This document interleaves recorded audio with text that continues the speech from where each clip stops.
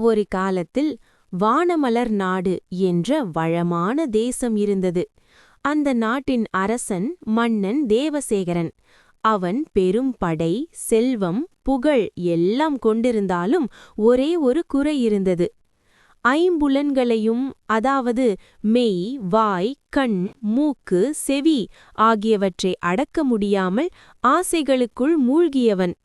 அதே நாட்டில் அருணமுனிவர் என்ற துறவி வாழ்ந்தார்.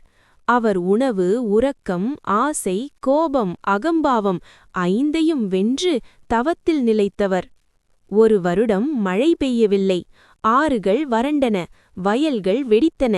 மன்னன் யாகம் செய்தான், பூசைகள் செய்தான், ஆனால் வானம் திறக்கவில்லை. அப்போது மூத்த அமைச்சன் சொன்னான், அரசே, தேவர்களின் அரசன் இந்திரனை ஆனாலும் ஐம்புலன்களை வென்ற ஒருவரின் ஆற்றலுக்கு ஈடாக முடியாது. மன்னன் அருணமுனிவரை நாடினார்.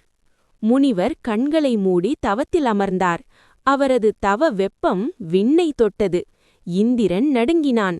இவர் தவம் தொடர்ந்தால் என் பதவியே குலையும் என்று அஞ்சினான். உடனே வானம் கருமையாகி மழை பொழிந்தது.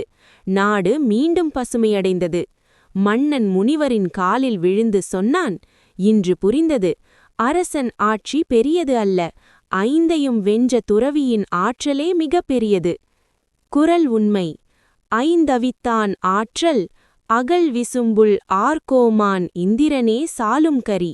அதாவது, ஐம்புலன்களை அடக்கிய ஒருவனின் வலிமைக்கு வானுலகத்தின் அரசனான இந்திரன் கூட ஒப்பாக மாட்டான்.